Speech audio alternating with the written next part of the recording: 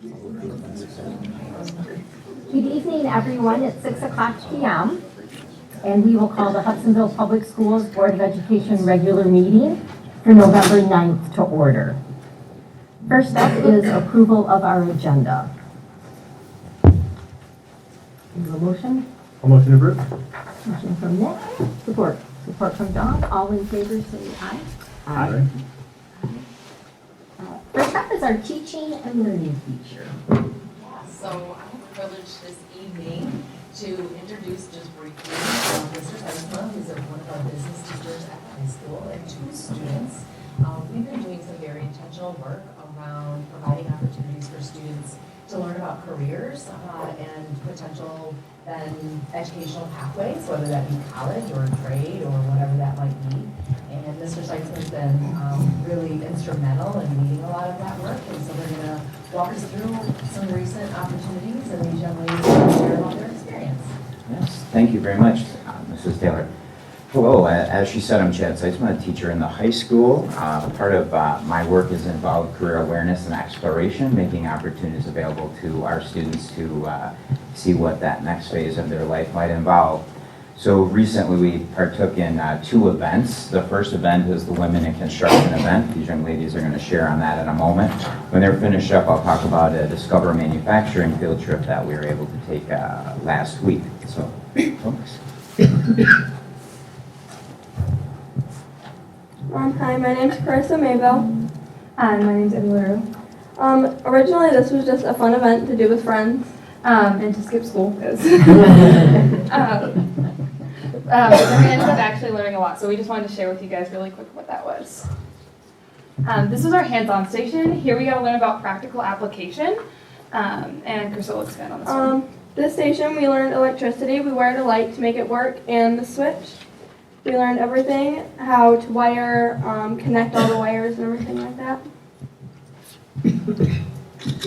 This is our second hands-on station, which this one was my personal favorite, where we got to do, we got to make our own mirrors, which was really interesting. They provided all the materials, and it was just a really cool community, and everyone there was super supportive, and it was just a really enjoyable experience to be able to understand how all this worked. And some people there had never even seen some of these machines, and some people had been using them their whole life. So that was just really interesting to see how that worked, and people communicated and were worked as a unit.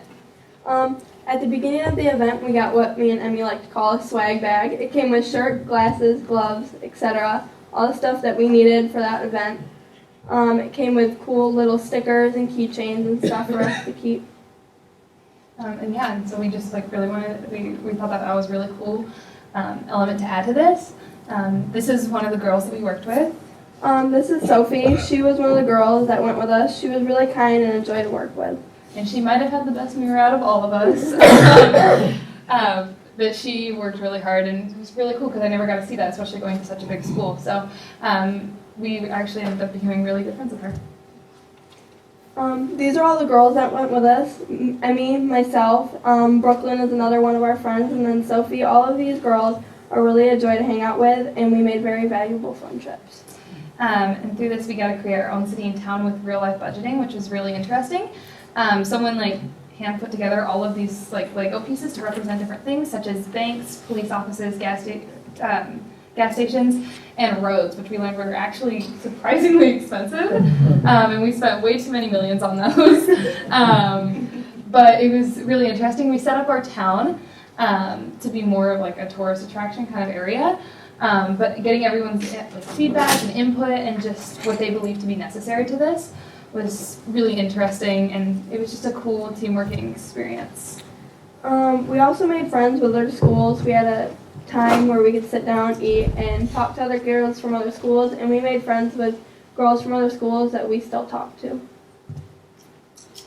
That's basically our event. We also got Chick-fil-A for lunch, which was kind of a fun bonus. And then when we were there, like she said, we got to socialize a bunch, which was really amazing. It taught us many different things, hands-on and management, which is something I'm specifically interested in.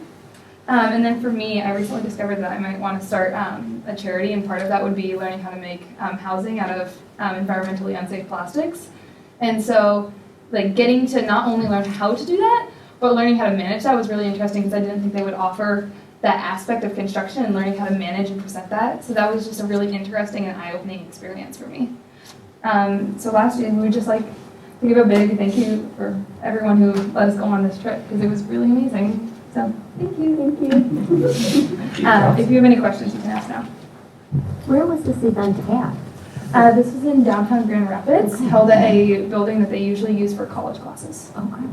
It was held at the West Michigan Construction Institute. Okay. So that is a post-secondary, I'm just trying to make the slideshow go back. That is a post-secondary option.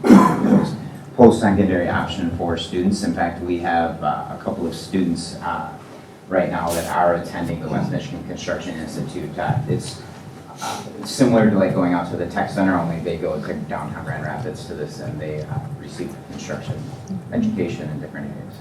So the three fields that you experienced were electrical and then construction. You built, everybody got the mirror that you saw. That was one person, everybody got a mirror. And then the last one was urban planning where you spent your millions of dollars. We also had the virtual reality where we learned, they put us in like a virtual reality headset and we learned how to put solar panels on a roof of a house with the difficulties of it as well. That was very scary. I got attacked by a bird and fell on the ground. It was a little frightening, but it was really fun.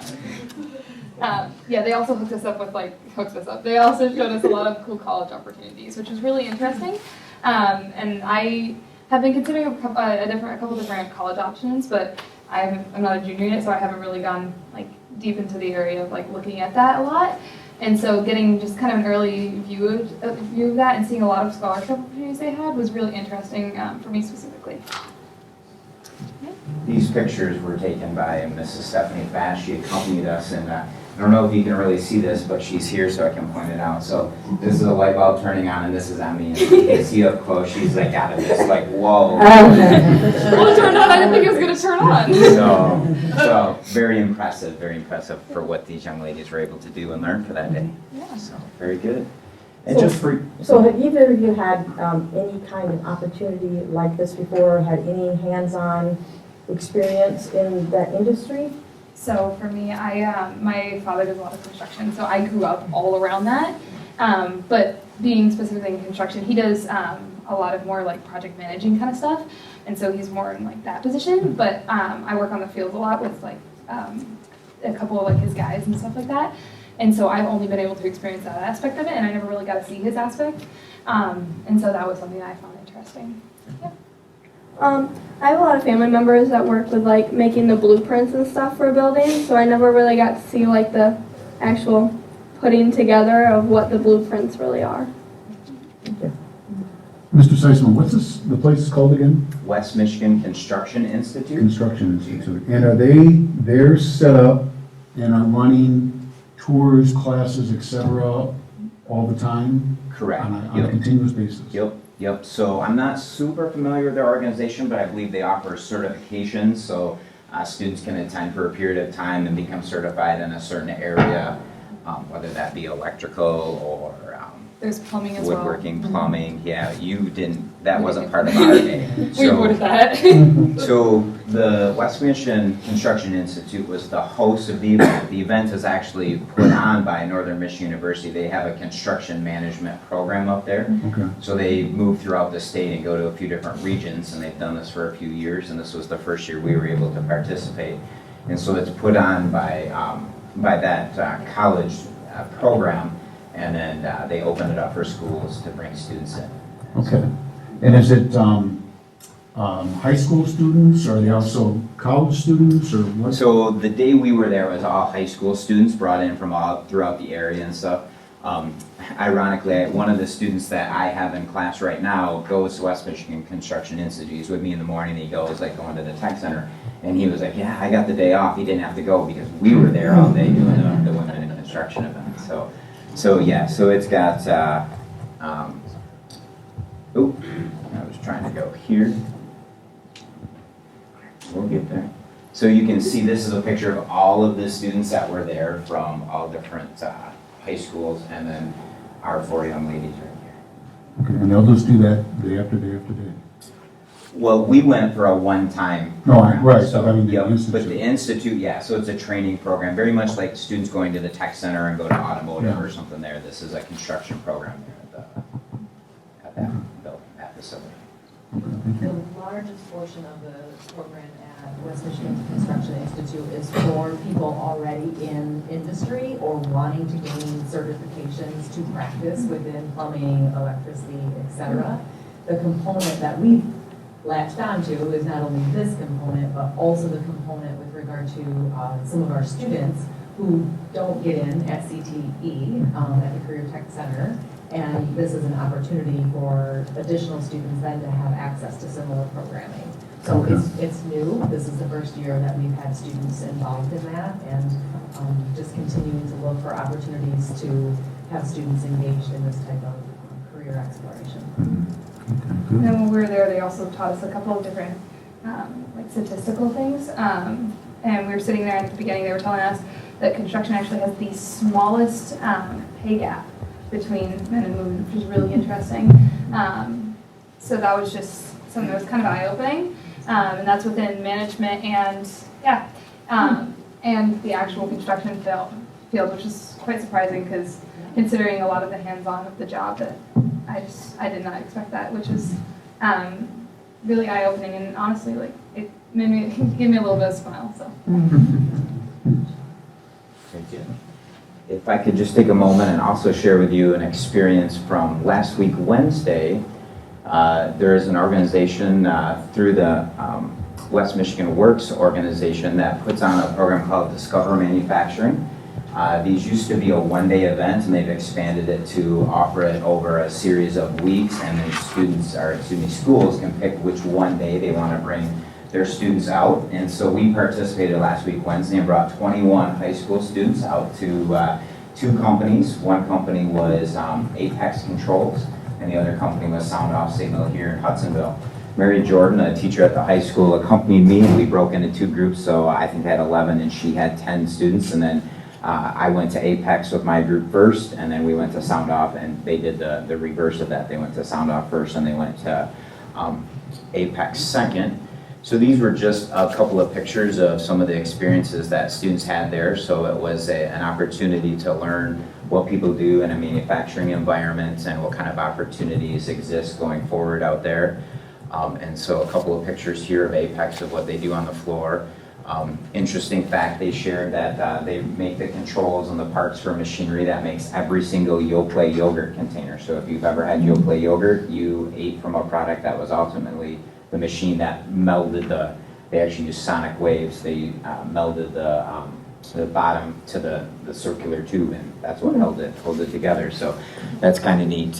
One other thing that this young man shared with us that he thought was pretty neat was there's a particular Dodge Ram pickup truck, and they built the machinery that helps to make the door for that. So every time he drives down the road and sees that model of Dodge Ram, he goes, I had a hand in the production of that. So really neat for students to hear some of that and get that opportunity to see how they can make an impact in the world. And then we went to Sound Off Signal.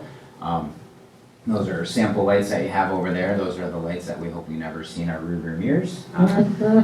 They make the police light bars and ambulance light bars and different lighting for our first responding industry. So when we were there, we got a tour of their manufacturing floor, and we could see what went on inside of there, very large and spacious, and all different operations going on. Several neat things because of the nature of it being electronics and stuff. Everybody walks around. We couldn't leave the path. You can kind of see these yellow lines, but anybody who leaves the path had to have static guards on their shoes, and so they didn't touch anything and discharge static electricity to damage any product or anything. But so it was really neat. So we had the chance to tour these different companies and get an opportunity to see what kind of careers are available out there for students as they start to think about what's next for them in their life. So that's it. Thank you very much. Thank you. All right, next up we have recognition of visitors and hearing of people present.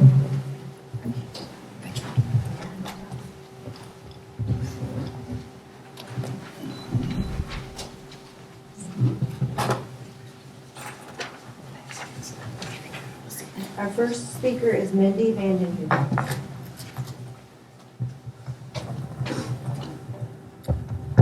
My printer wouldn't work, so we're gonna have to do it this way. Next meeting will begin the superintendent evaluation. I believe this is an important time of year. It is time for each board member to reflect on the past months and how Doug has handled situations. How has he treated people? Has he been kind? Does he make an effort to meet with people from varying backgrounds and beliefs? How does he treat board members? Doug's contract should be terminated by the end of 2023. Again, I'm not passing judgment on Doug as a person. I'm strictly examining his role as the superintendent of HPS. He's not leading this district in a manner that is positive or uplifting. He does not treat all board members equally. If you spent any time attending meetings, you can see who he favors and who he does not. He claims to care about each student time and time again. This rhetoric has been passed down on his administration as well, but actions speak volumes. I hear and see nothing. For example, I've asked multiple times for a list of book titles and authors of all the free choice books available to our high schoolers. Time and time again, from multiple sources, I have been turned down. There are consistent threads through each conversation. My standards are too high. Why do I care what other books are available if my child isn't going to read them? What will I gain from this information? Doug and his admin will say whatever they need in order to make you feel valued and heard, but we'll leave it there. No action will be taken. No further communication will be pursued unless I authorize it or pursue him. Literally nothing. I'm a taxpayer for this district, which means I pay part of the bill. My money funds these books. I, along with every other taxpayer, have a right to know where each cent is spent. I keep returning to it. If you have nothing to hide and you are proud of what you offer, both as admin and teachers, why the need to hide it? Transparency is a cheap word for Doug and others to toss around. The lack of action actually speaks volumes. Board members, it is your duty to hold an evaluation devoid of emotion. Kind of ironic since you voted in social emotional learning agenda. Funny how you want small children to identify their emotions and utilize them, but don't want anything to do with adults whose public comments may be fueled by emotion. That's confusing for me.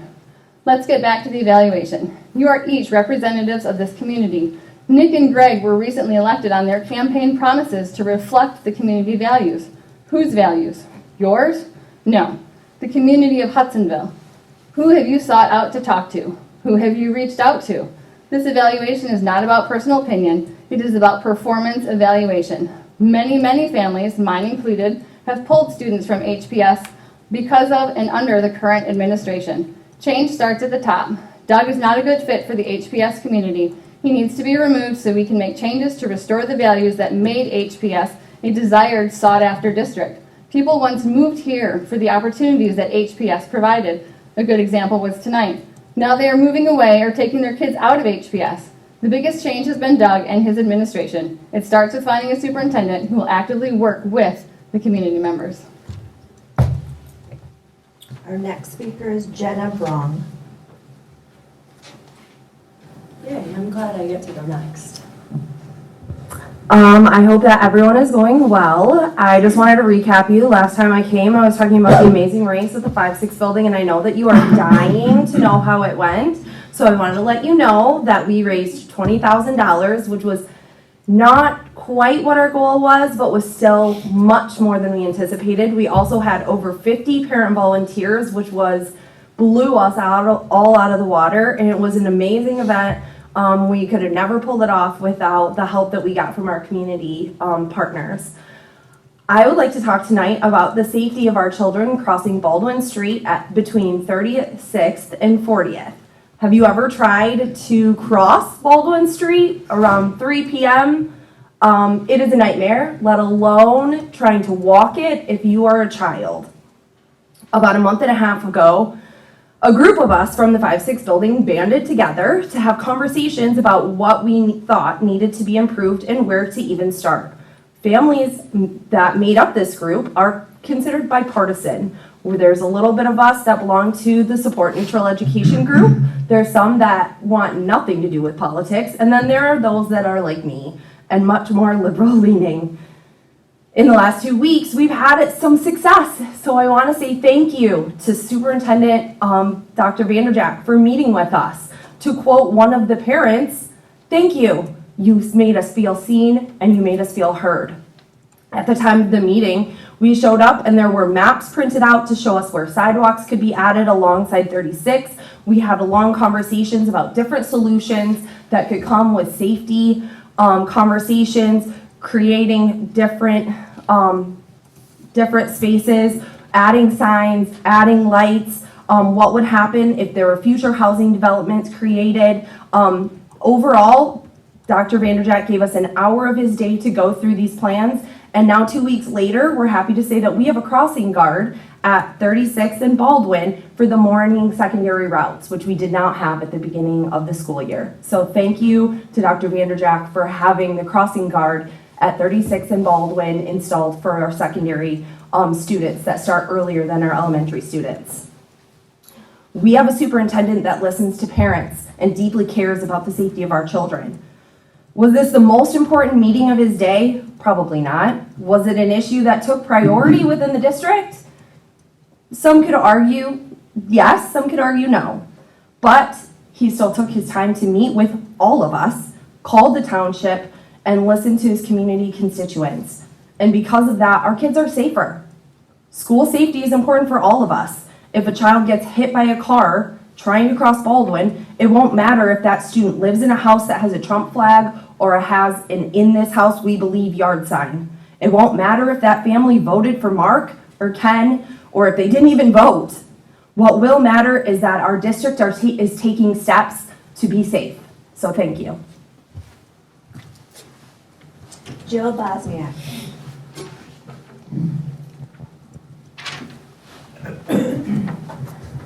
Good evening. Thanksgiving is right around the corner, so I wanted to take some, take some time today to share some gratitude. Thank you to the board. You give a lot of time, energy, and efforts to bettering the Hudsonville Public Schools.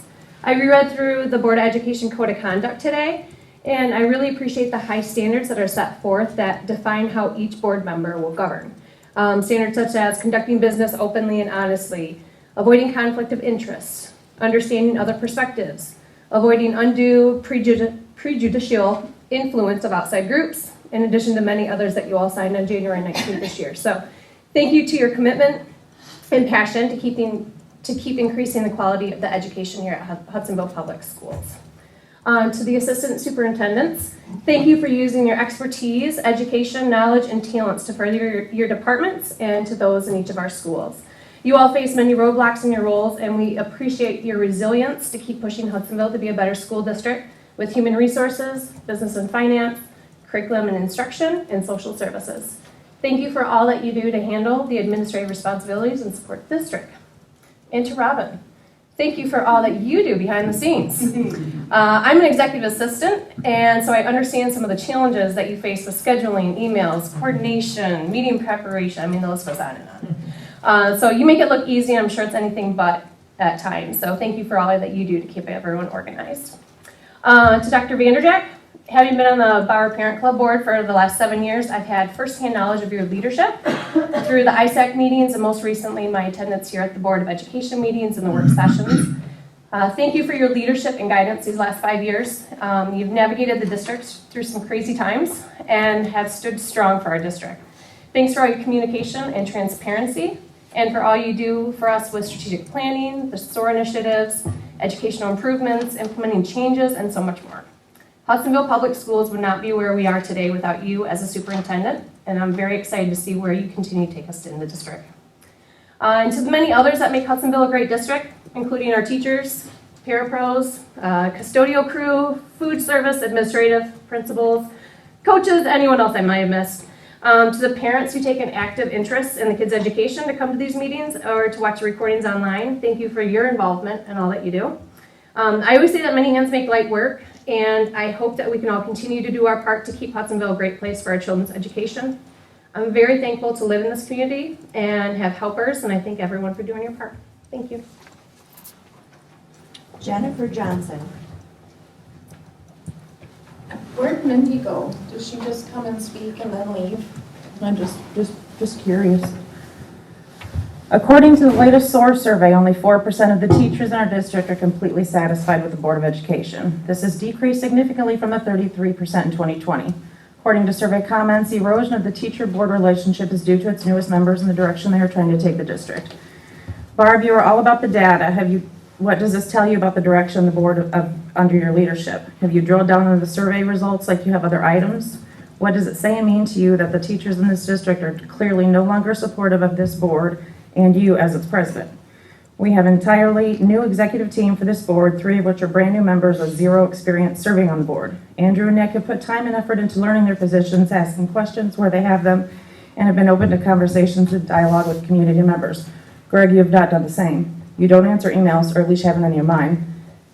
You haven't put the need to focus of learning and evidence by acting. You ask what your yes and your vote means. What does this mean? What does that mean if I vote yes, if I vote no?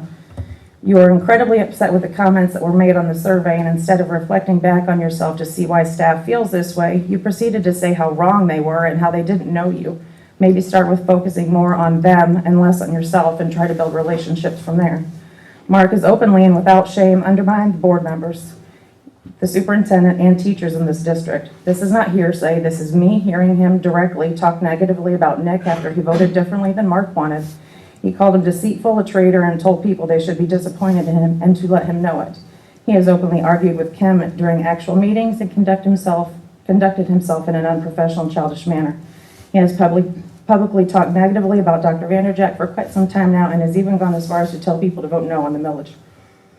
These teachers overwhelmingly support our superintendent, and 3 of you are clearly working to remove him.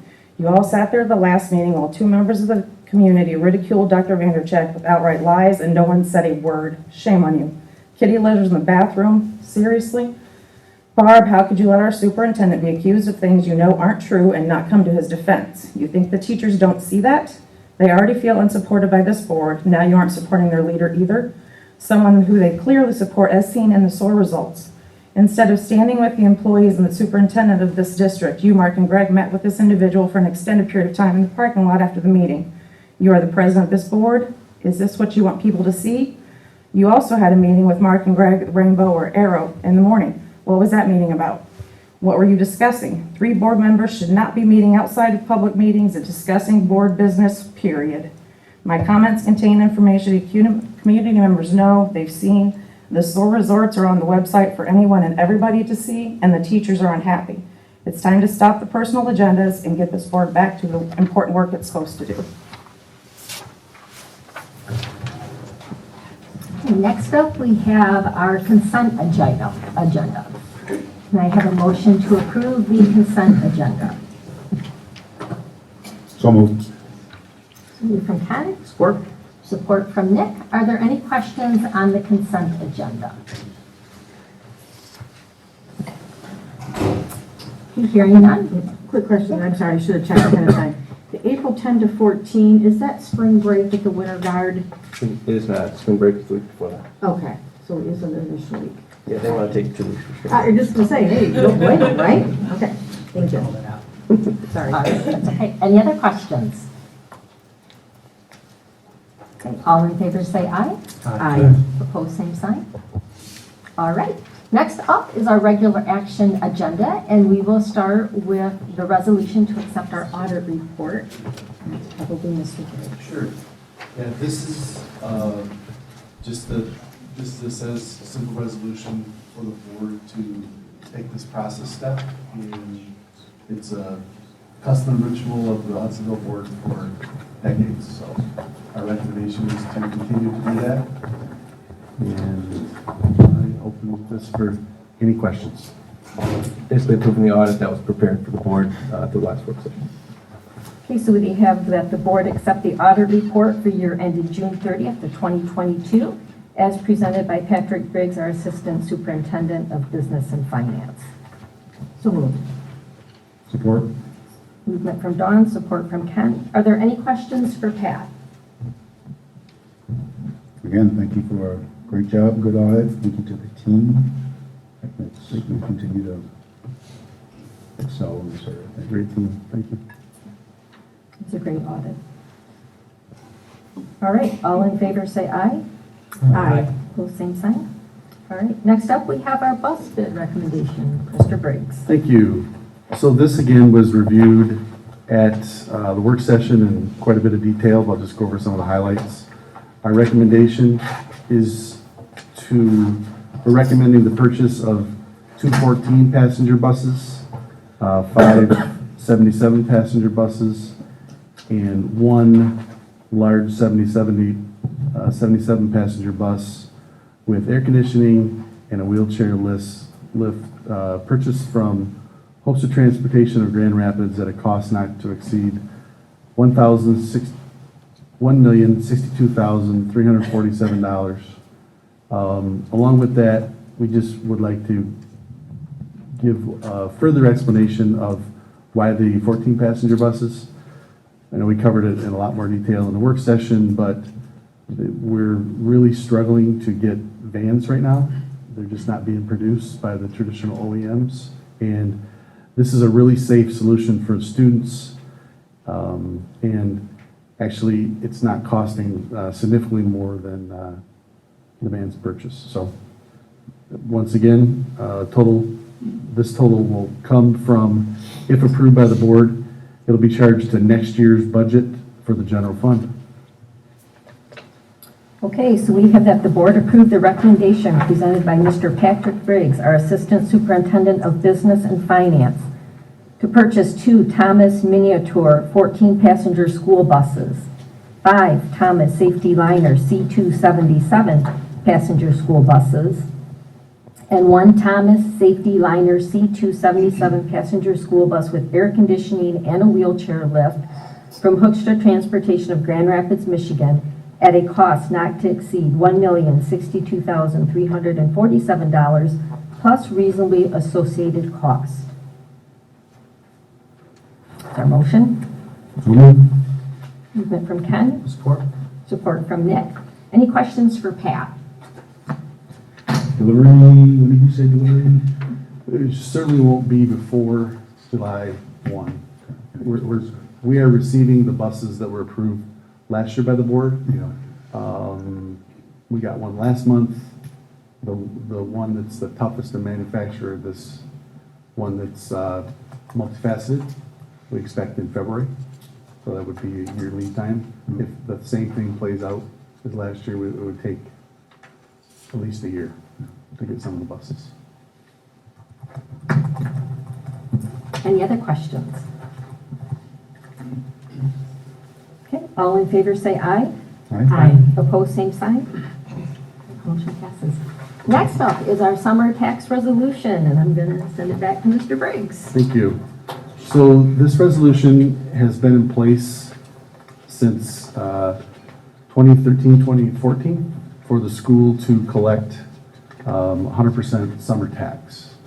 And the reasons for that are so that the school, it's greatly improved tax cash flow.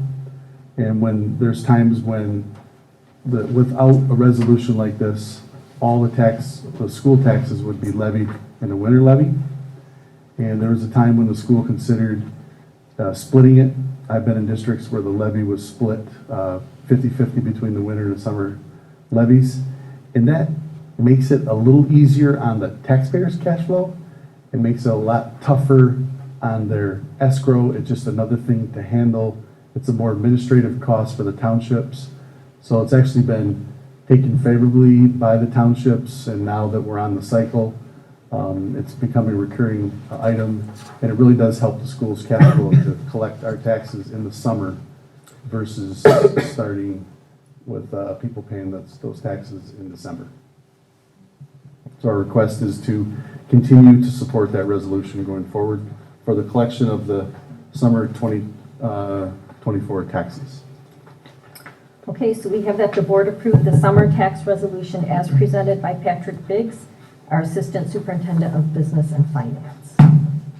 So moved. Movement from Dawn. I'll support. Support from Nick. All in favor say aye. Aye. Oh, I forgot to ask, are there any questions before we vote? Okay, all in favor say aye. Aye. Opposed, same sign. All right, motion passes. Next up is our SOAR 5 goals, first reading. Dr. Vaynerchuk. Thank you. We spent about an hour and a half reviewing the SOAR goals and having discussion. We've had since had some dialogue electronically with some questions that board members have asked for specific maybe details regarding some of the goals or some options of adding goals or moving things around. We've made some adjustments to the goals based on that. I did send to the board the other day. I've not sent another update based on some other feedback that came out today at some point. I just want to clarify that our strategic plan is really a roadmap for the district. It does not diminish the need for other goals to work on as a district. There's feedback that we receive on a regular basis. There are changes to this roadmap on a regular basis that we need to alter our course of action and create goals and do different work. I'll give an example. I hope it's okay, Mr. Bolhuis, but we talked about opportunities for administrators, or for teachers in the district that maybe want to go into administration. Ann's been working on it we've been talking about it pre-COVID, I believe. We have a system all set up. COVID changed some things around. It wasn't really our focus at the time. But does that mean it doesn't have to be part of our plan, therefore we're not going to do it? We've already had discussions in the last month or two about bringing that to fruition. So it doesn't mean that this is our plan, therefore as a board you can't say, Dr. Vanderjack, we want you to focus on this. That the answer is, all right, let's talk about that. What does that look like? And bring the experts in the room. The experts are sitting around these tables here, and they're in our classrooms, and they're on our playgrounds. And they're sitting here. Our parents are experts in having conversations about what we can do as a district when other needs arise. So I just want to clarify that the strategic plan gives us a vision, gives us things that we want to talk about as a district, but it isn't just an isolated, this is all we're going to do. And there are things that we want to continue to improve on. I think we've got a lot of feedback that we receive from our community, from our teachers, from our students. Our students gave us plenty of ideas of other sports they would like to add. That doesn't mean we're going to add every one of the sports they suggested, but we want to study it and look into it and say, okay, what are some other things? We had a conversation with our athletic director today about what are some future opportunities for kids. So there are always things going on outside of our plan, but I just wanted to clarify. There was some questions, I don't know who, about clarifying the long-term, short-term, and ongoing goals. We're going to put that in the introduction of the SOAR so people can read it, understand the difference between the three. Please understand that short-term does not mean we're doing this first. Long-term does not mean we're doing that second. And ongoing doesn't mean we're doing it last. What it means is these are goals that we should be able to accomplish in a shorter amount of time. These are goals that we should be able to accomplish in a longer amount of time. Or these are goals that we are going to keep working on. And we might very well start ongoing goals January 1. So I just want to clarify some of that.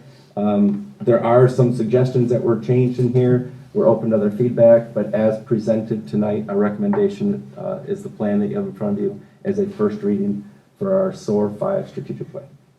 Okay, so I have that the board approve the first reading of the SOAR 5 goals as presented by Dr. Vanderjack. So moved. Support.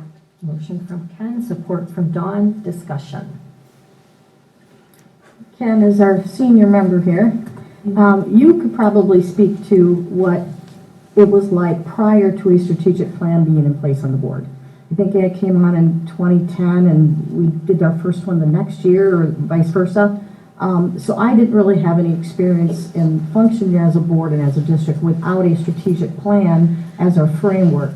I know I'm putting you on the spot, but can you kind of address your perception as far as how that process came to be and how you see the importance of this strategic plan? For the first part, so my recollection from 20 years ago is that, I mean, we talked about things that needed to be done in the district as a board. You know, we're in a mode of growth. There was, you know, we talked about things that needed to be done, but nothing was, and this isn't a pointing a finger at Roxanne and DeWeer. She was an amazing superintendent, did an amazing job. So it's just where we were at as a board and where we were at as a district. But we talked about a lot of things, what needed to be done. We talked a lot about construction and so forth, but nothing was, you know, there wasn't a process by which to vet input, to receive and vet input from community, teachers, students, staff, and so forth. And so that process wasn't in place. And so we kind of go along and we, you know, okay, this is a big one we got to talk about and address, and kind of just move our way through it in that regard.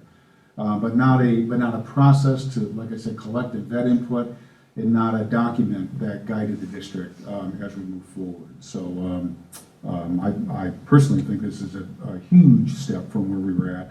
And in fact, at the time, as we went through the next superintendent selection process, which after Roxana was Nick Sigleric, that was a key skill and experience that the board wanted to have in the next superintendent, was experience with strategic planning. Nick and Doug both came out of Rockford. Rockford has done strategic planning for a long time. And so that skill set and that experience that Nick had and that Doug has carried on, that was what we wanted to have as a board, knowing that we were moving from a small to mid rural-ish district to a larger suburban district, and you don't drive that kind of growth and manage that kind of growth without a plan. So, Thank you. mm-hmm.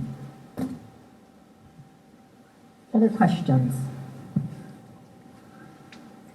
My take in just reviewing the plan again, reviewing the input, the feedback that we got from the various groups and stakeholders, thinking about and reviewing against some of my notes from the, I want to call it a work session, but the activity that we had, the day-long, the activity that we had with the staff and the board and so forth, thinking about that, reviewing the strategic plan again as it's written. I mean, I'm walking away with, and others can disagree, that's fine, but I'm walking away as we look at the next level of strategic planning with sort of 5 key themes that stick with me. There's career development. We heard a little bit of that tonight. So career development strikes me and what we want to grow there. There's supports, be it mental, emotional, for students and for staff. So that support structure that we have and that we want to ensure is in place and good. There's enhanced learning. For me, that's for advanced, for languages, for special needs, for struggling students, but that whole area of advanced learning, or excuse me, not advanced, enhanced learning. There's the discipline piece, which again, I put harassment, bullying, and those sort of things underneath discipline. Others may say they're separate, but that's how I do it. And then there's this, the central office teacher connection, which kind of played out in the feedback we had, primarily from teachers as well. So those are what strike me as the key themes of the strategic plan. Again, others may say, well, I think more of this. That's fine. This is my perspective. As I reread and looked at everything, what I'm looking for is, are those key themes, are there activities across the different functions within the district and across the short, long, and ongoing set of goals that address those key themes? Now, not all will be addressed in curriculum, not all will be addressed in this area, that area, but are the themes addressed through those goals? And I think they are. I reread it, and I think those themes are addressed and they're covered in multiple groups and in multiple goals. And the challenge of the administrative team and Dr. Vanderjack will be, okay, I've got to take that spread across, and I've got to interweave that all together, right? I've got to make sure that this goal in curriculum matches this goal in human resource, or the goals are there. We got to make sure that they're intertwined together and that they're supportive and complementary to each other, right? For me as a board member, what I want to know as we review it every 3, 6, 18 months, however often we do it, is, are we addressing those themes that are important to us as a district? And can you show me evidence here that those themes are being addressed, that we're making progress in enhanced learning, that we're making progress in career development, and so forth? Show me a metric that shows that we're making progress across those goals. I would caution, and I'm not being critical of other board members, but I would caution about getting into a wordsmithing exercise about a particular goal here or there, because I don't think that that's our role as a board. There's some language in here that I don't fully agree with and so forth, but I trust the process that we went through. I think it's a very robust strategic planning process. I've done a lot of strategic planning, and I think this is one of the best I've been through. So I trust the process, and I trust the team that now has to execute this, that they will work through these goals, they will improve upon them, they will find those interconnecting areas where the goals have to support each other, and that they'll come back to the board and say, okay, let's talk about career development. And we're doing this over here, and this over here, and this in curriculum, and this in human resources, and here's the progress we're making on that goal. And here's evidence of that progress. So that's how I think about strategic planning, that's how I focus on it, that's my takeaways from this strategic plan, and more importantly, the process of the strategic planning. And I just wanted to share that with the board, and that's how I look at it and think about it. And again, I would caution too much about getting into wordsmithing. Again, I'm not being critical of anybody. I just think that as a board, as a policy, strategic planning body, a governing body, I would encourage us to think about it in that manner. So that's my comments, President Hooper. Other comments?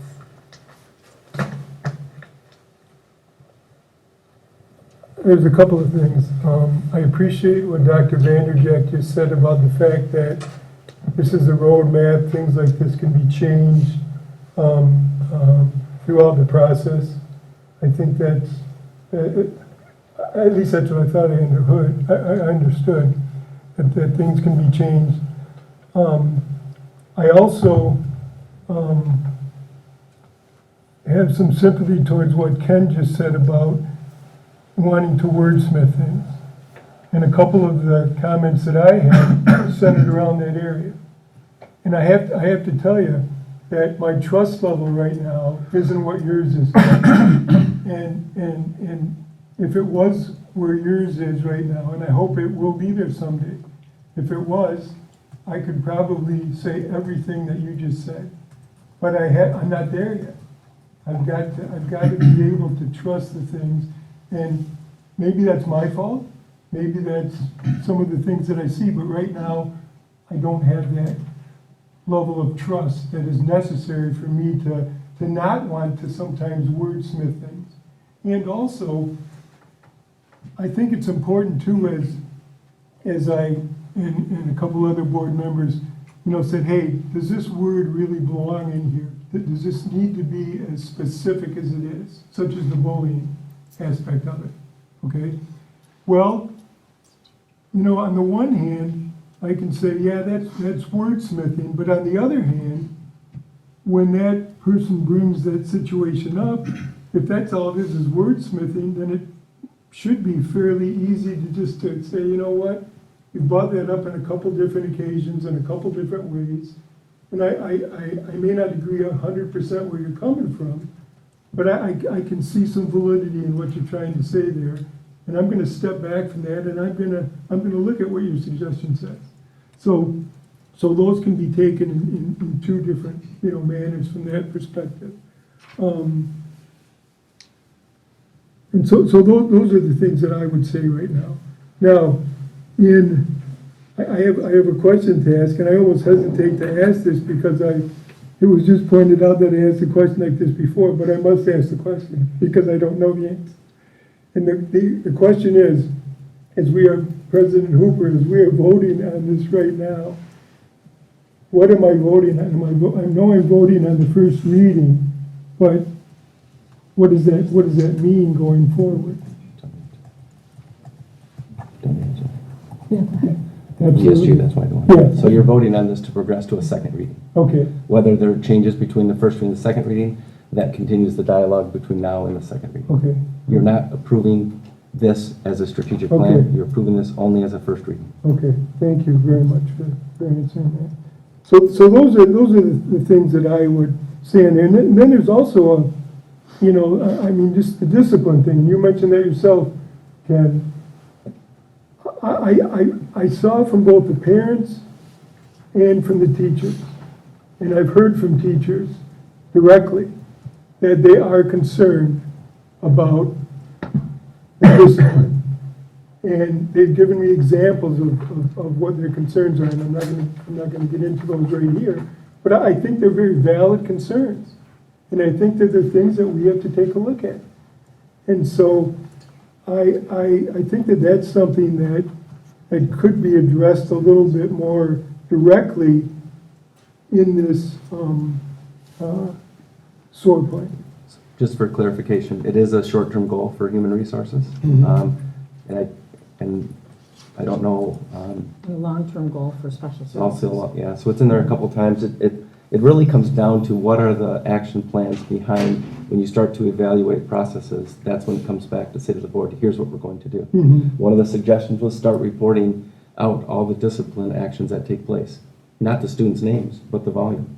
And maybe that might start making an understanding that, yeah, we've had multiple expulsions already this year. Do we start having those conversations? So that's part of the evaluation. That's why it is a short-term goal. It was a priority, I believe. I was not in human resources or in the special services. I think that was part of the, as Ken had mentioned, the process itself. You were there, right? The process itself, I wasn't driving any one of these areas. It was a group effort in trying to go. So that's why I think it came out of HR. It also came out of special services. Right. Yep. Okay. And I certainly respect your comments, Greg. When I think about discipline, I think about how do you avoid the need to discipline and how do you discipline, right? And so when I go through the strategic plan, I'm looking for, talk to me about that whole spectrum. And I know I'm simplifying, I'm sorry, Greg, I know I'm simplifying, but that's my simple brain. Talk to me about what we're doing to avoid the need to have to discipline, and talk to me about how you address the need to this, how you address it. And I've got 10 areas highlighted across the different functions that cover that spectrum of how we avoid it and what do we do about it. So to me, and again, I respect your comments, but to me, I'm like, I think we got it covered. What I'm gonna wanna know in a year is, please tell me, how do we avoid it? What do we do? What are some of the root causes, whatever, but how do we avoid it?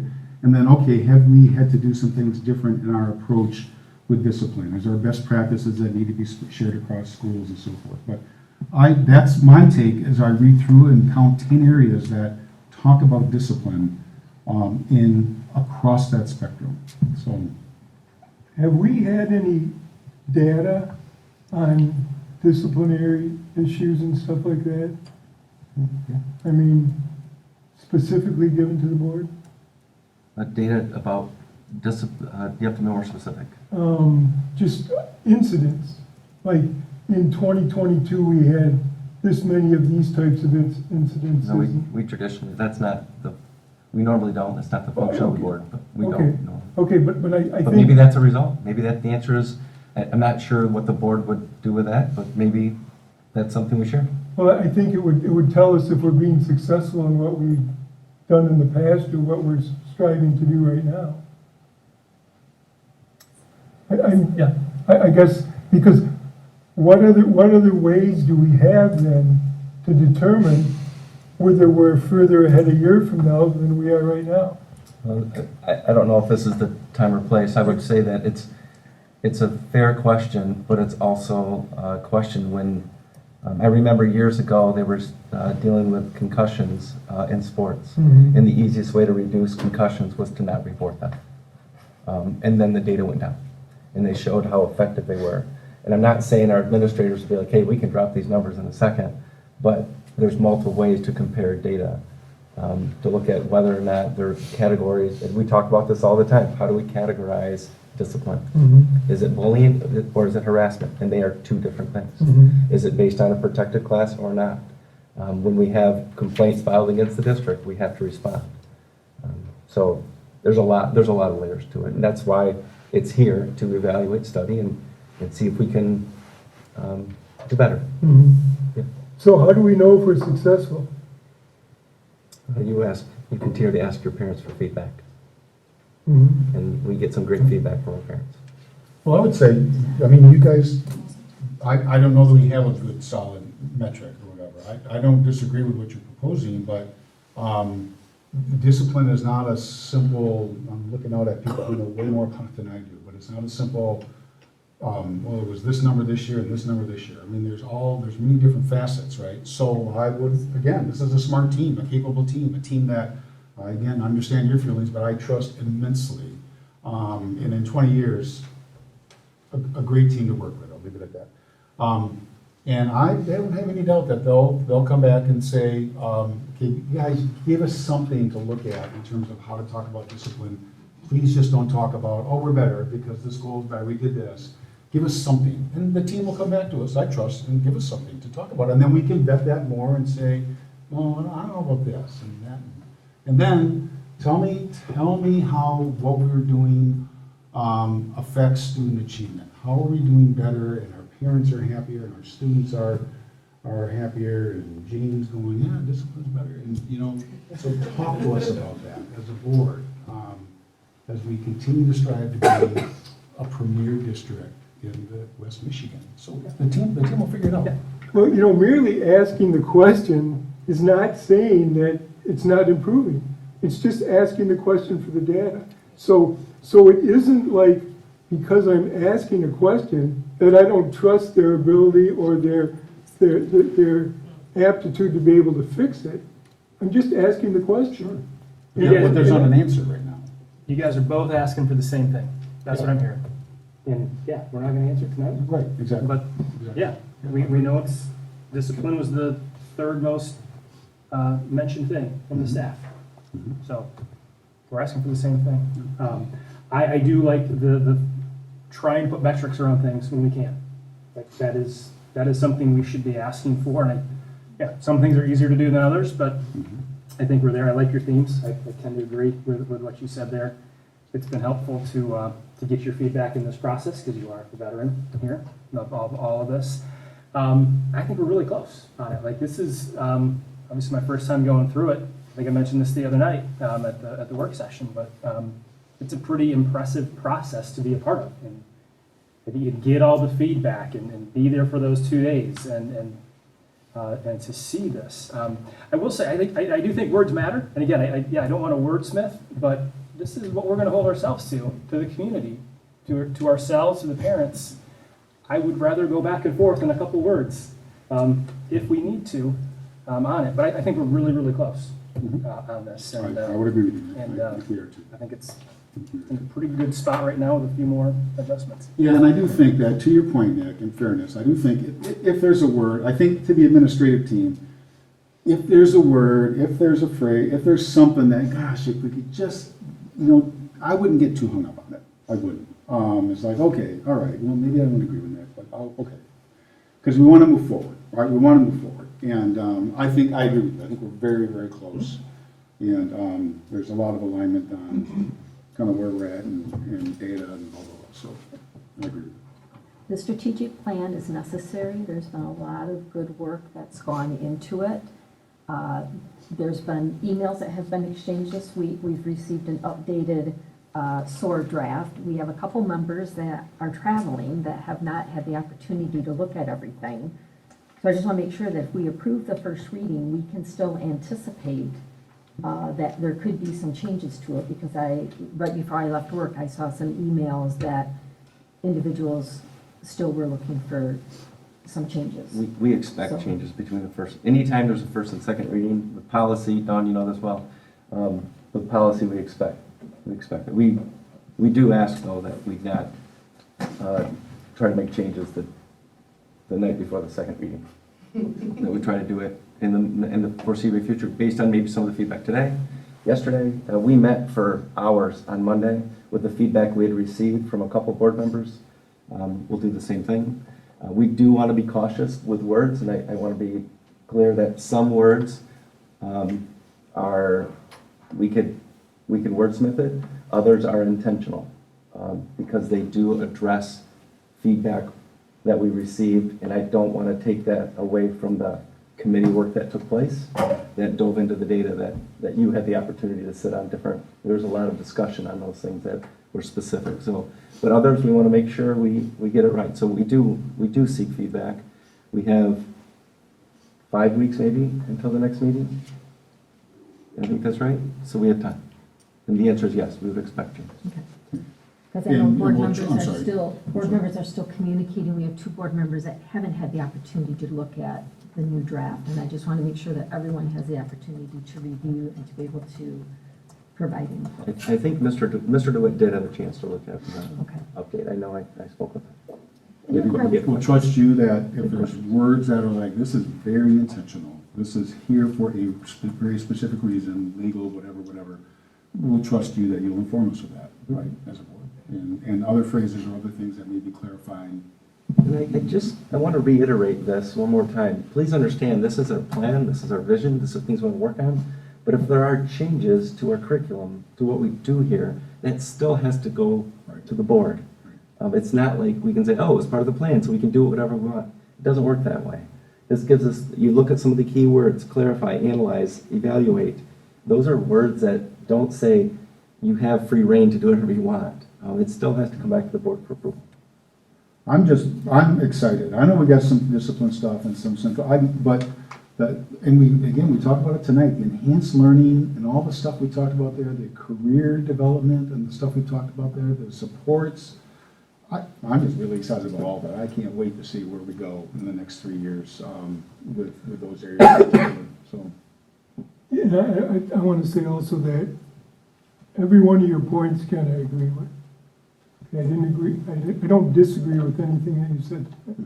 It's just that I'm looking at it from a slightly different perspective than you, and but on the core of the issues, I think we've got a lot of unanimity on it. And Dr. Vanderjack, I appreciate what you just said about this and not waiting until the evening of the second reading. We'll still take into account, but it's going to be hard to make changes last night. I don't want to discredit your involvement. I just don't want it. No, I understand. It was a nerve-wracking day to begin with. I wanted to start there. And Dr. Hooper may be suggesting to Mark and Andrew that as they're looking through some of the emails about SOAR 5, that maybe they watch this portion of the video to get the feedback that we all gave as part of this meeting as well, and the explanations that Ken and Doug gave, so that again, we're all hearing the same message and on the same page. Thank you, I think that's important. And I think it's important that all the board members that have sent emails with concerns that they're adequately addressed. So. All right, any other discussion? If you're hearing none, all in favor say aye. Aye. Opposed, same sign. All right. Elementary course approval. Can I just interrupt you? Yeah. We've gone through both of these extensively, and we told you they'd come to the board meeting for approval. We missed the elementary one last board meeting, so we added it to this one. I think I told you this at the last meeting, so we put them both on there. These are what have been covered, and to my knowledge, I've not received any feedback to the contrary that these are not acceptable. So I'll save you some time by saying these are the two approvals. We do ask you to take them separate, but those are what we covered extensively. Sorry. I don't have anything to add. All right. So we've discussed both course lists previously. All right, so we will take the first one, the elementary course approval, that the board approve the attached elementary courses as presented by Amy Taylor, the Assistant Superintendent of Curriculum and Instruction. Motion? So moved. Movement by Dawn. Support. Support from Nick. Any questions? All right, hearing none, all in favor say aye. Aye, opposed, same sign. Motion passes. Next one we'll do is a high school, that the board approve the attached high school math courses as presented by Amy Taylor, the Assistant Superintendent on Curriculum and Instruction. Motion to approve. Motion from Nick. Support. Support from Dawn. Any questions for Amy on the math? No.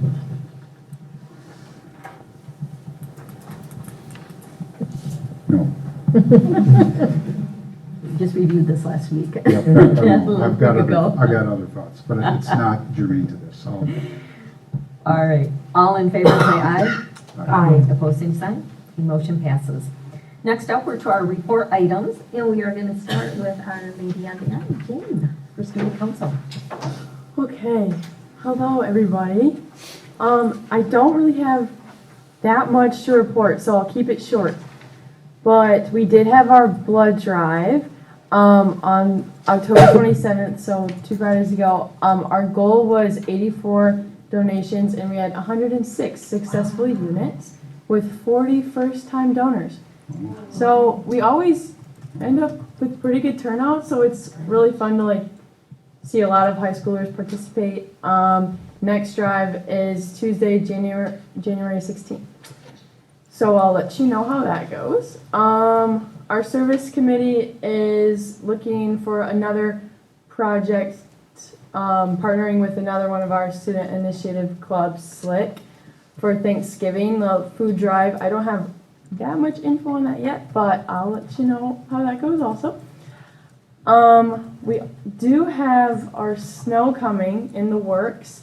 So if you don't know what it is, it's like our winter dance. Last year was the first year that we did it. We kind of threw it together really last minute. But it was really fun. It was an informal dance, so I think people liked it a lot because it was just like people would come in pajamas and it was after a basketball game. So really fun. We're leaning towards January 26th or February 16th after a basketball game. So again, I don't have all the details, but I'll let you know more later. And then lastly, it is exam week. So I've got my college writing exam with Mr. Anderson tomorrow, so like hopefully he goes easy on me, but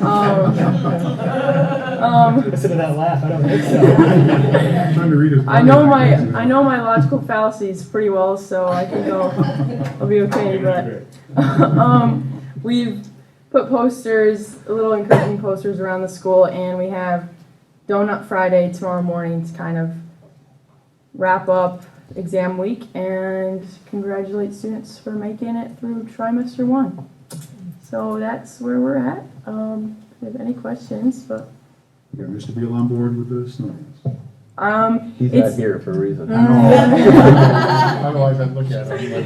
It's not official yet, but I think we're leaning towards so I don't know. What I think is funny is it's a throwback, and this is dating myself, to back in the day. All of our dances were after the game on a Friday night. And apparently there wasn't a curfew or something. I think we were out till like 11:30. But I love the idea that you're doing it casual, because for parents especially that are trying to dish out money and figuring all that out, to be able to just come and have fun and not worry about all the fancy It takes stuff. the stress out of it. It does. Big time. It does. So I appreciate the fact that that's kind of what they've gone to. So I hope it works out for you in the future. Thank you. All right, any other questions for Jane? Thank you. Next up, we have an update from Georgetown Elementary, Mr. Walby. All right. Thank you, board.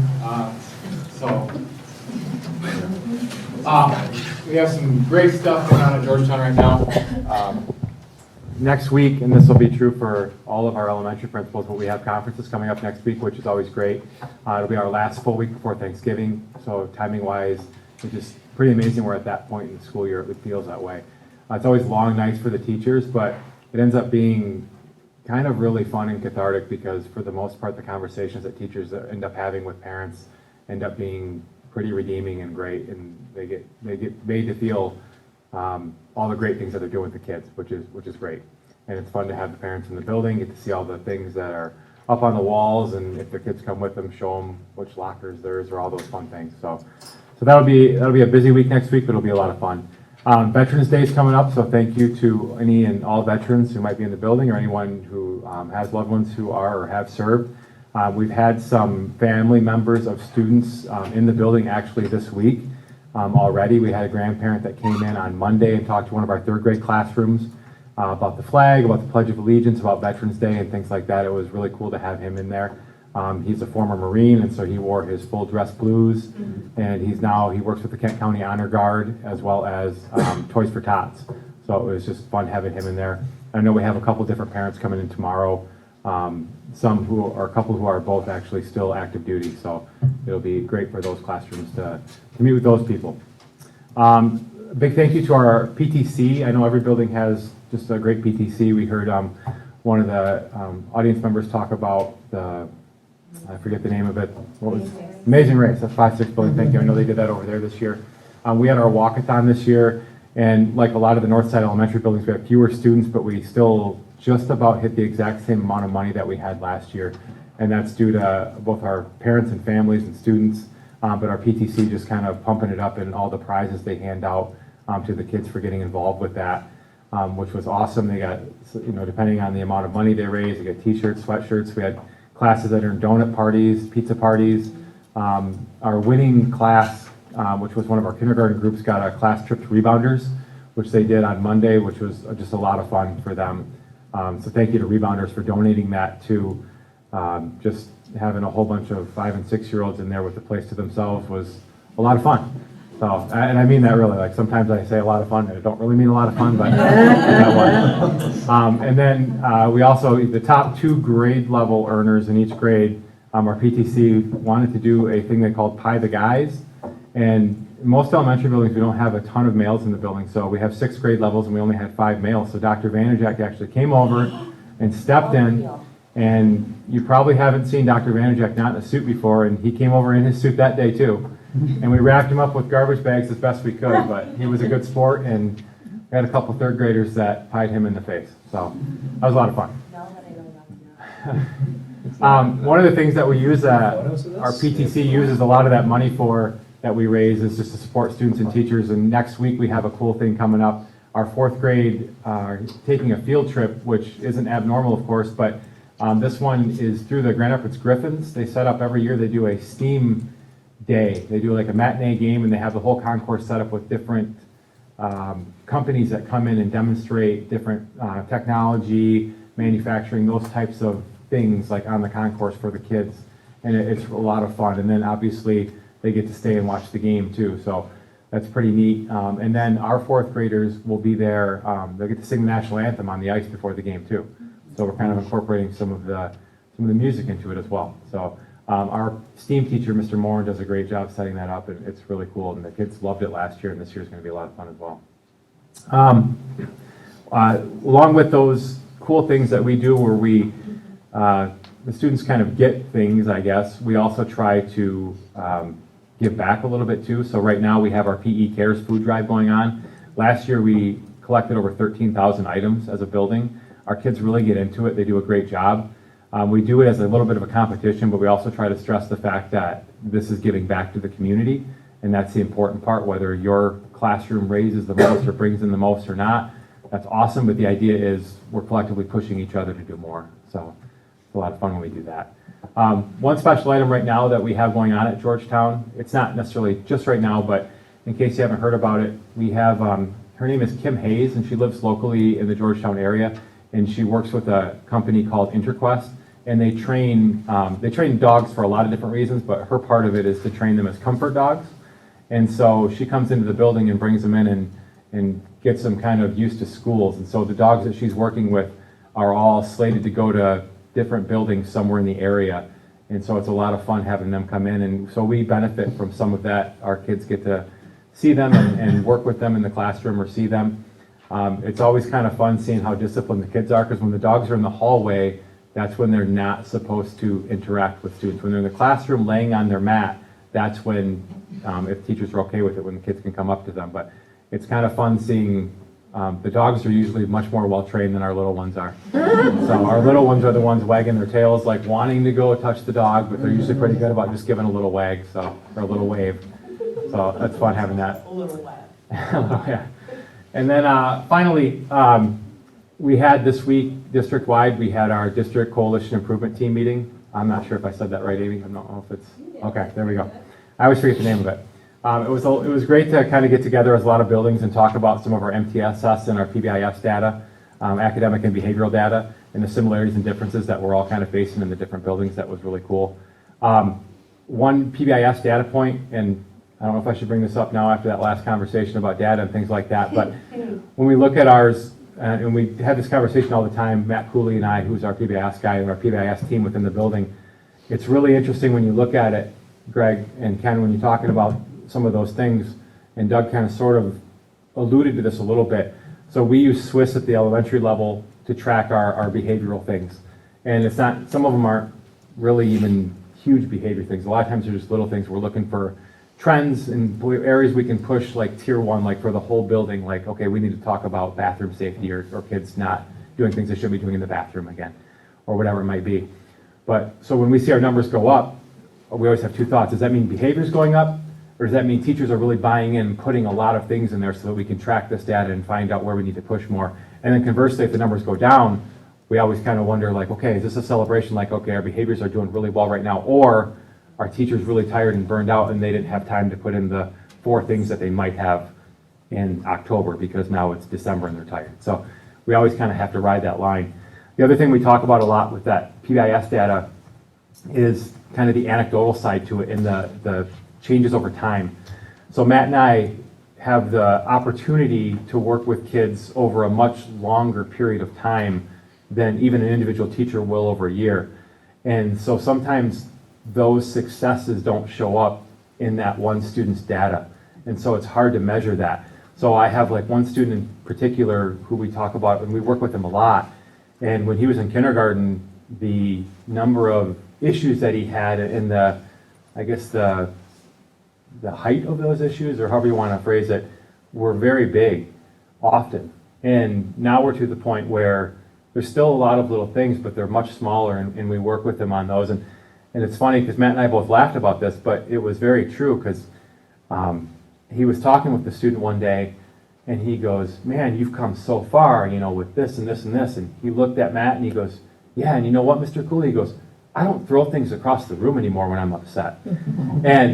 And it sounds funny when you say that, but he doesn't. And he's learned how to kind of manage his behavior. And the behavior's still there, and the outbursts still happen, but they're much more internalized, and we've taught him different ways to kind of manage that. And he still needs a lot of help, but that it's hard to measure that with data sometimes because it happens over a much longer period than a month or a year.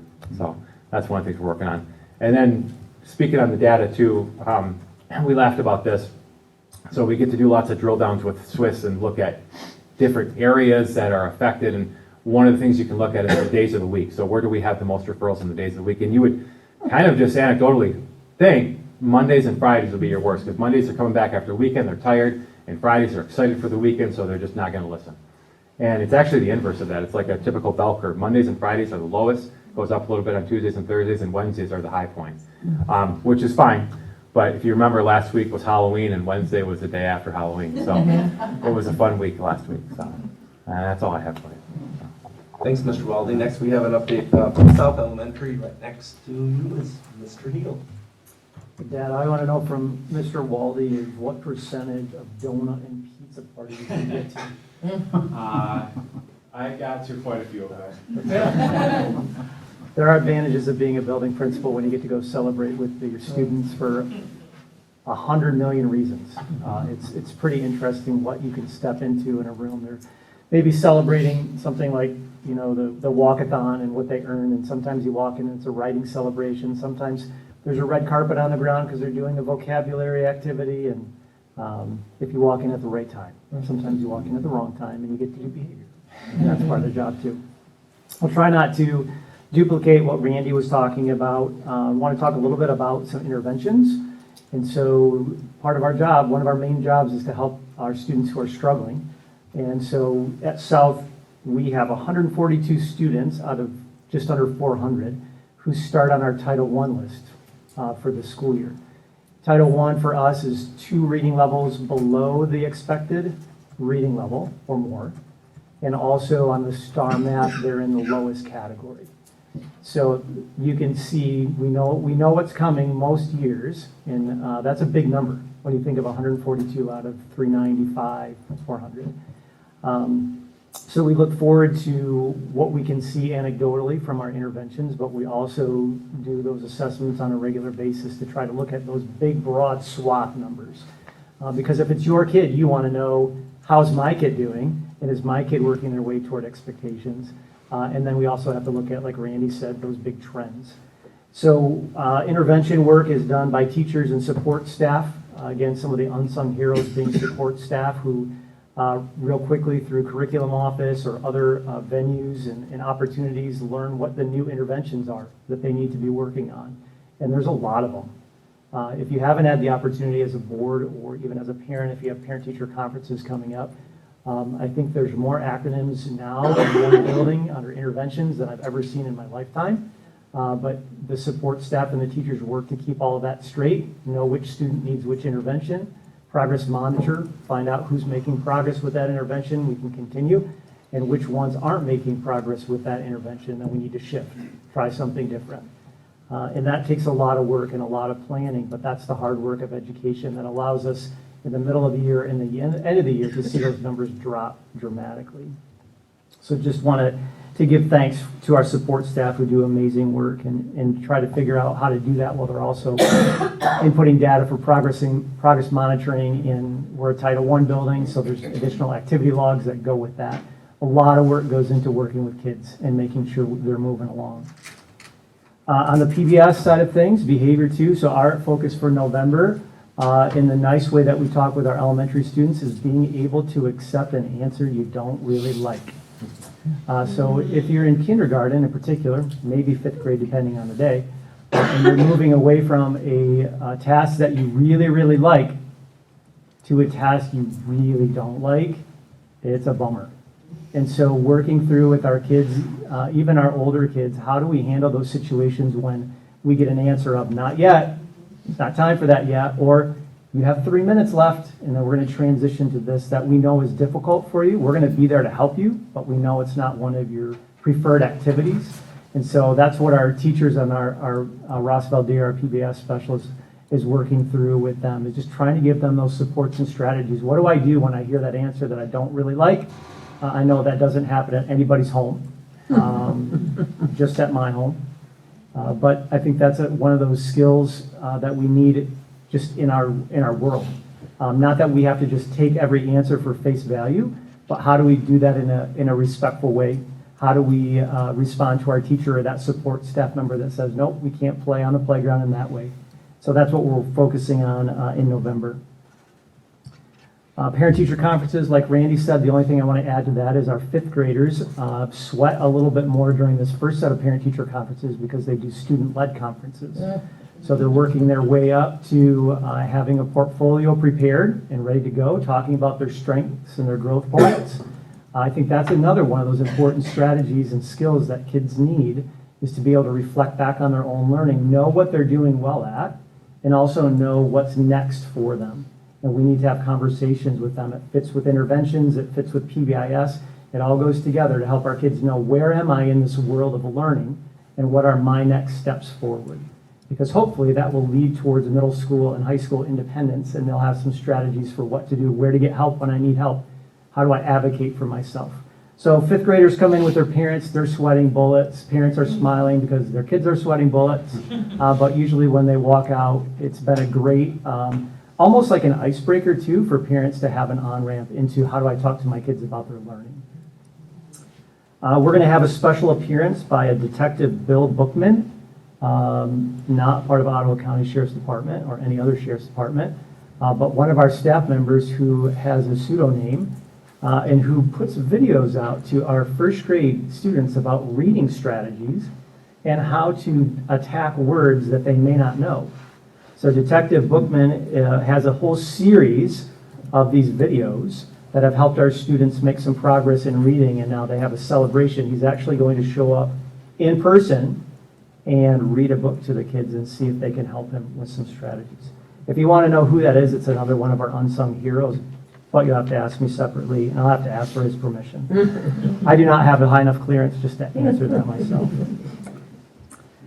And then I think just ending before we move on to the next one, I do have some gift ideas for you, compliments of some of one of my students. So if you're looking for something this holiday season to give, it's been about a month or two ago, one of our 5th grade girls was rocking a really cool t-shirt that I had never really seen before.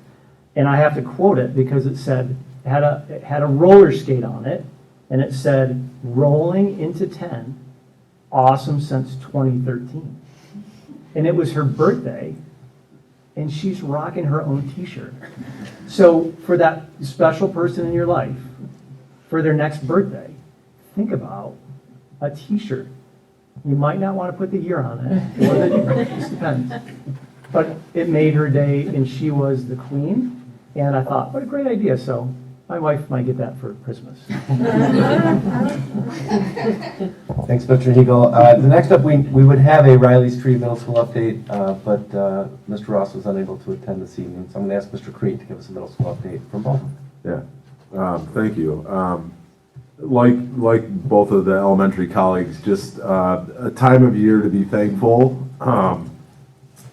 This was we just had a recent data dive into our most recent testing as well at Baldwin, and a lot of celebrations to be had. We saw a significant increase in a lot of our STAR scores.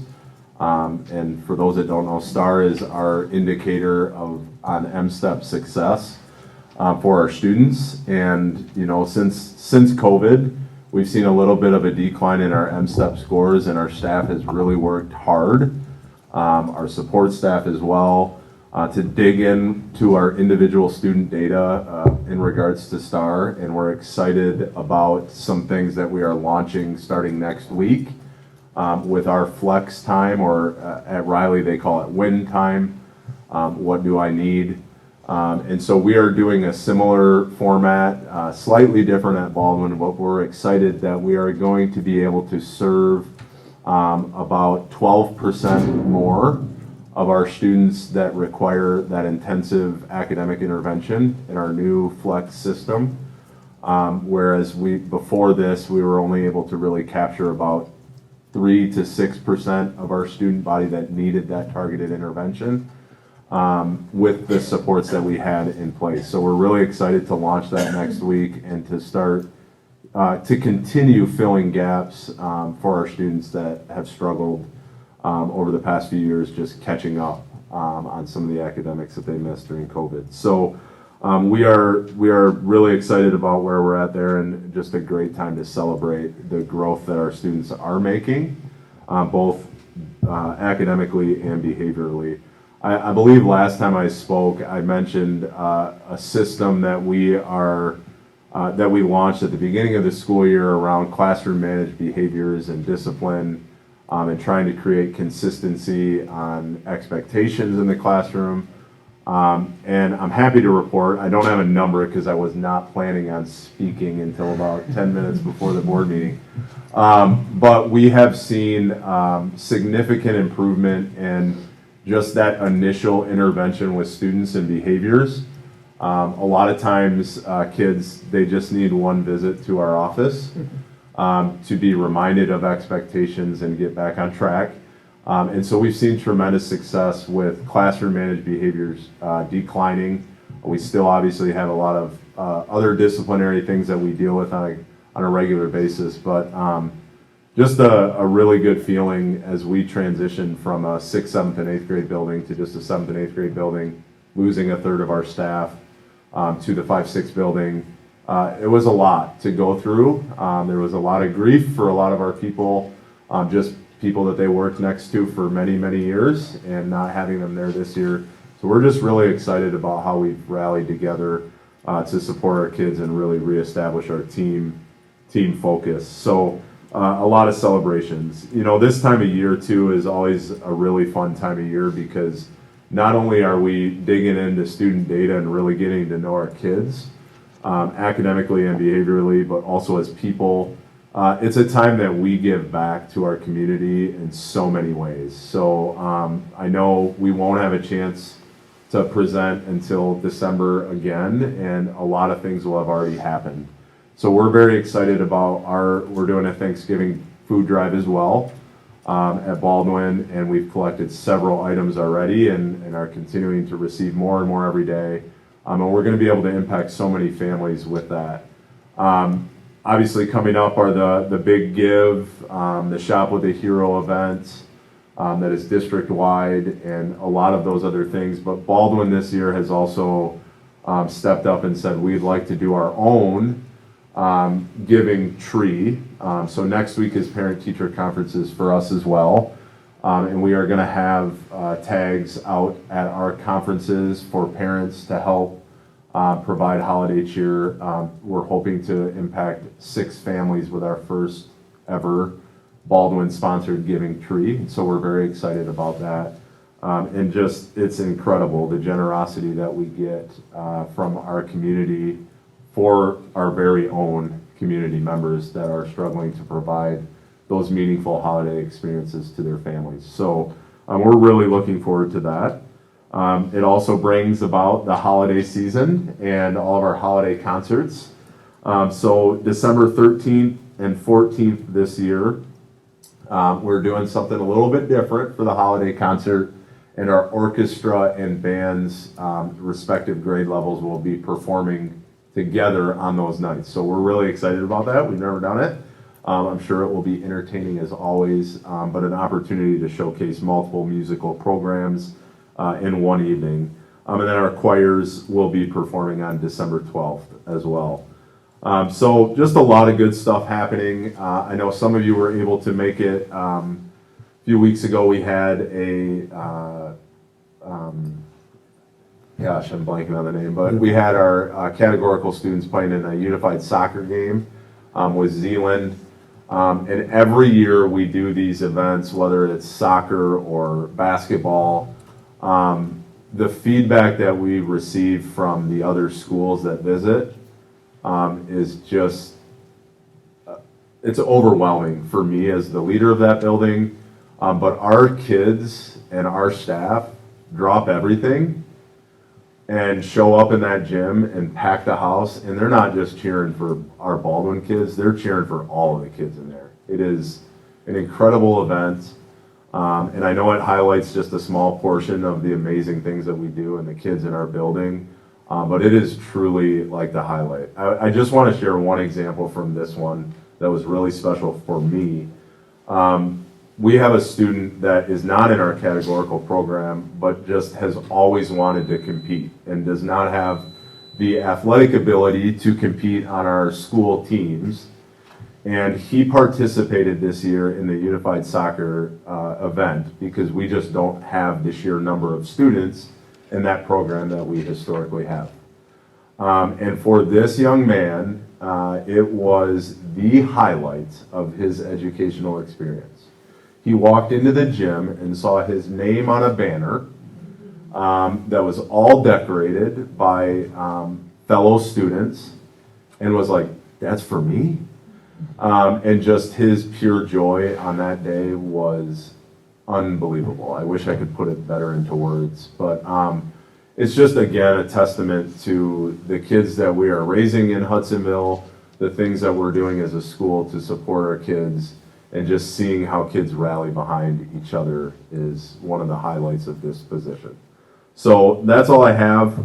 The last thing I'll say is our winter sports are just kicking off. We had our first basketball game last night, so we're excited to see a new group of kids performing on the basketball court with our 7th graders for the first time being able to participate in school sports. So really exciting stuff. Thank you. Thanks, Mr. Crete. We'll try to give a quick update here. A couple things. We talked a little bit about, oh, we got the high school, sorry. You came all the way here. Sorry about that. We have, no, I know, it's fine. No, Mr. Schmansky's here to give us an update on the high school. So yeah, I'll just give a quick update on the high school. I'll be quick. Just kidding. Jane, the food drive ends tomorrow. So just so you know, if you do come by the high school, in the office area, there is a lot of food that's been donated by our high school students. We put that out on social media and just told the students about it, and we have a lot of food already donated, and that's going to go to Thanksgiving food baskets for the community, which I think is really great for our students to organize and put together and put out there. It's been really overwhelming in a good way. I was going to talk about the West Michigan Construction Institute because we do have some students that go there, and it's a great opportunity for them to learn construction skills that they're going to use right after high school. And I think what Chad Seitz was done with his program in college and career connections and giving kids exposure to different careers that are out there beyond the traditional college has been really impactful to a lot of students. And just seeing that program grow and more kids get involved in trades has been really, really interesting and fun to see.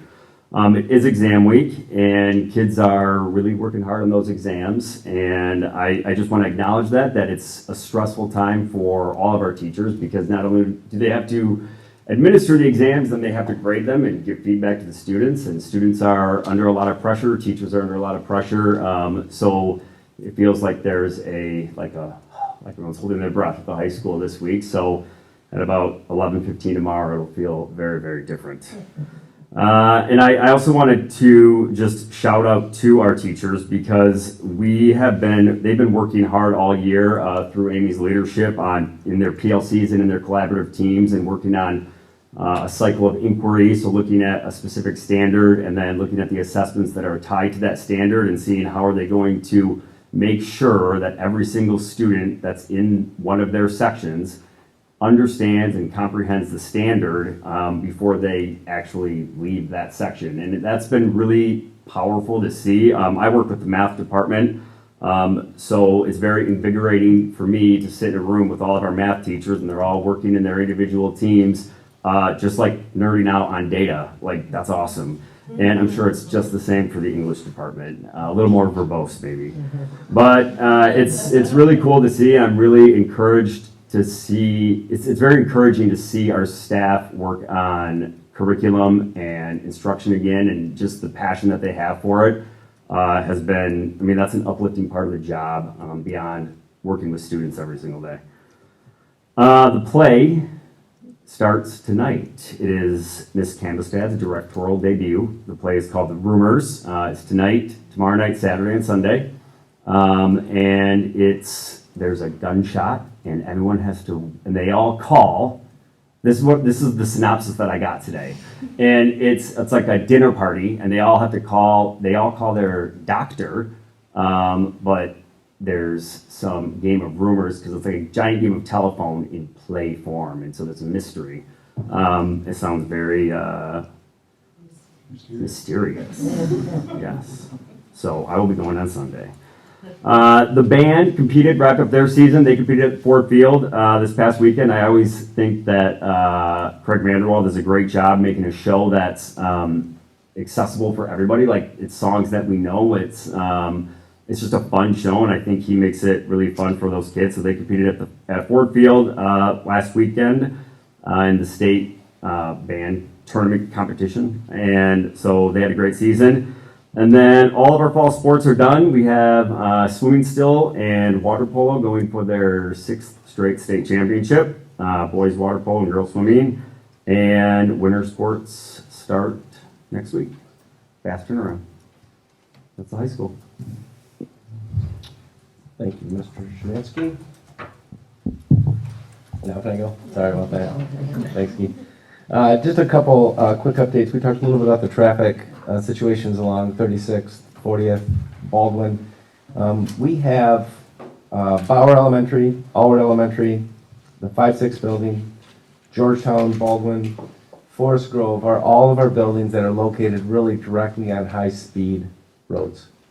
We've been working this past week, we've been getting quotes to try to put speed signs up, solar-powered speed signs with flashers, with check of speeds, all those different components. I would tell you the cost, but you'd be floored at the cost of all these. But I'm now working with the townships and seeing if we can work together. We have Blendon Township, because that's along 48. We have Georgetown Township with the city of Hudsonville, and then we have Jamestown Township. We'd like to get some of these signs up to really make people more aware that they are entering a school zone other than just a school sign. That was part of our conversation I had with several parents from the 5-6 building in Baldwin and Georgetown. So, but it's more than just that area. So, get a chance to work with finance, bond, those kind of things to see what we can do to help control some speeds. So that was one thing I want to talk about. The play coming up, the play starts tonight, start at 7. I don't know if there's an admission. I don't know how long it is. But I was aware that there was a gunshot. I was asked about that, so I'm glad that was clarified. We did have our bids today that were open for the Early Childhood Center, for the renovations to the Early Childhood Center. We'll be reporting that to the board in our work session in November and then asking for approval in December. We still have to work through them. They were a little bit overbid. We might have to make some adjustments, but we'll have those conversations the next several days. I do want to congratulate Jane. This past Monday, we had our Eagles of Excellence Gala at the Pinnacle Center. Nearly 300 people in attendance, a great evening. So I know Barb had a chance to make it. Nick was there. It was just nice, and Jane was one of our students that was one of the 24 that were recognized for just being an overall great person. So well done, Jane.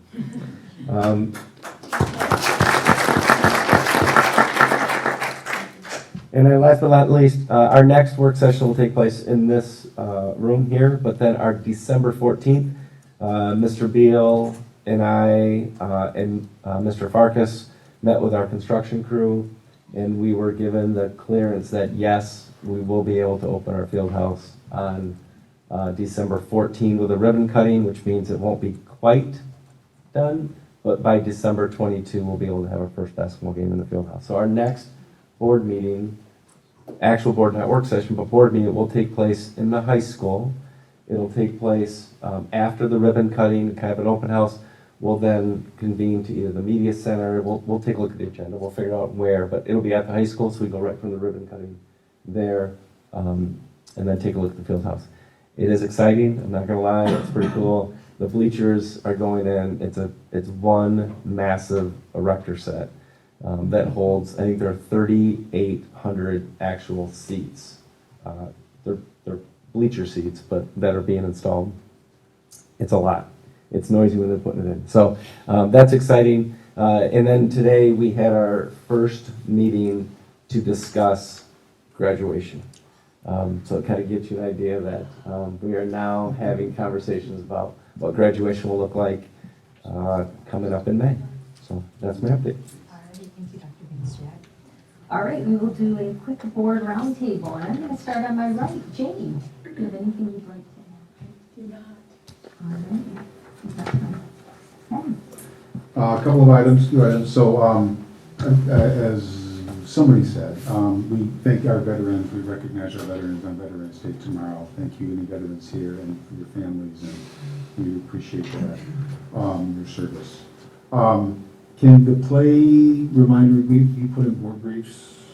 Yeah, I'll send out board just throw briefs. that in there, Yeah. and as a reminder, it's always a fun time.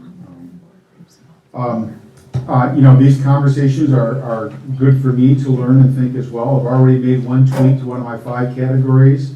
It's not a central office teacher communication, it's a communication connection topic. I don't want to do anything or say anything that denotes there's a something that's eroding the teamwork of this district. And so we're talking connection, communication, how we enhance that, how we improve that.